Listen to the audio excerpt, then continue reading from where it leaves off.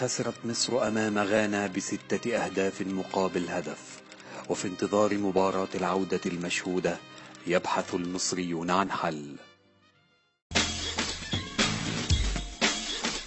لقد عانى هذا الشعب الكريم ولم يجد من يرفق به أو يحنو عليه، وهو ما يلقي بعبء أخلاقي ونفسي علينا، حيث نجد لزاما أن يتوقف الجميع عن أي شيء بخلاف احتضان هذا الشعب الأبي. مصر شالت فوق طاقتها يرضي مين؟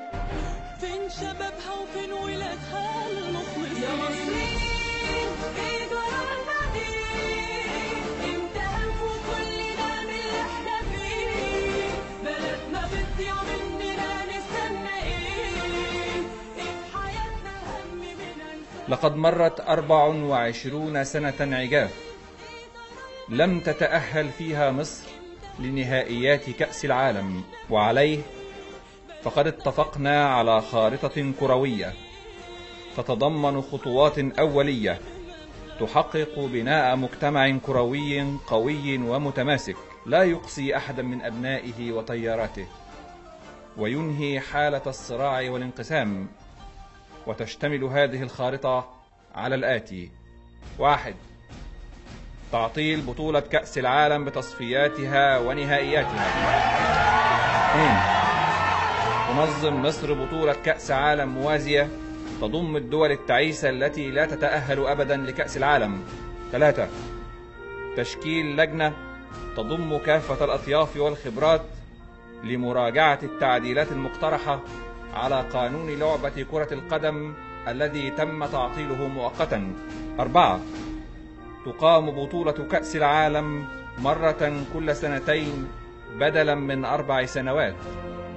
5. تعيين الحكم محمد علي ريشة رئيسا مؤقتا للاتحاد الدولي لكرة القدم بدلا من سيب بلاتر. 6.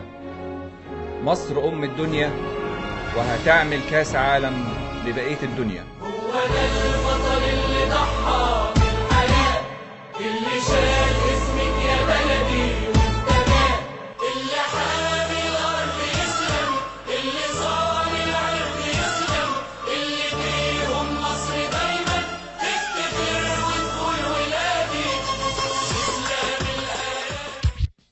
عندنا شرعية، هذه الشرعية اللي عارفين يعني ايه شرعية، اللي بيحترموا الشرعية، أني متمسك بهذه الشرعية، وأني أقف راعيا وحاميا لهذه الشرعية، والحفاظ على الشرعية لا بديل عن الشرعية.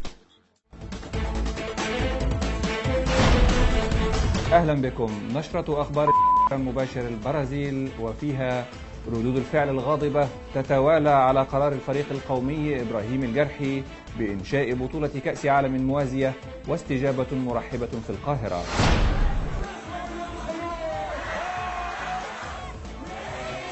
مصر بقتش تروح رحمة حد، بلاتر خد الكارت الأحمر، وعندنا كأس عالم نغسل اللي نغسيه وننجح اللي ننجحه. وماله الإقطاع حلو، الإقطاع حلو، يعيش الإقطاع، يعيش الإقطاع. بيقولوا علينا رايحين نستر عشان بنحب مصر.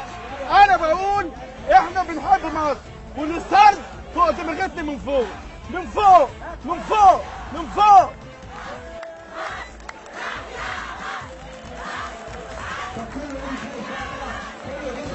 والملايين تجتاح الشوارع منددين بالقرار. باطل باطل باطل باطل باطل باطل باطل. مفيش كلام، مفيش كلام. كأس العالم هيفضل كل 4 سنين، ولو اتعمل كل سنتين هنولع مصر، هنفجر نفسنا، ومصر مش هتتأهل لكأس العالم طول ما فينا نفس. وبلاتر اتعشى في الفيفا يوم العيد بعد العصر. يا بلاتر انت الشرعية والجرح نصير الهمجية. يا بلاتر انت الشرعية والجرح نصير الهمجية. يا بلاتر انت الشرعية والجرح نصير الهمجية. يا بلاتر انت الشرعية والجرح نصير الهمجية.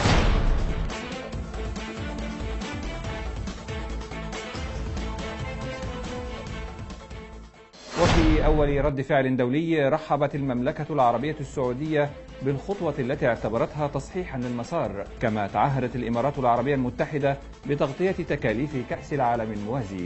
هذا وقد ألغت السلطات المصرية مباراة العودة بين المنتخب المصري والمنتخب الغاني التي كانت مقررة في 19 من نوفمبر تشرين الثاني. ويمر عام وتفوز مصر ببطولة كأس الدنيا، وتفوز غانا ببطولة كأس العالم، لتقام مباراة كأس السوبر بين مصر وغانا برضو.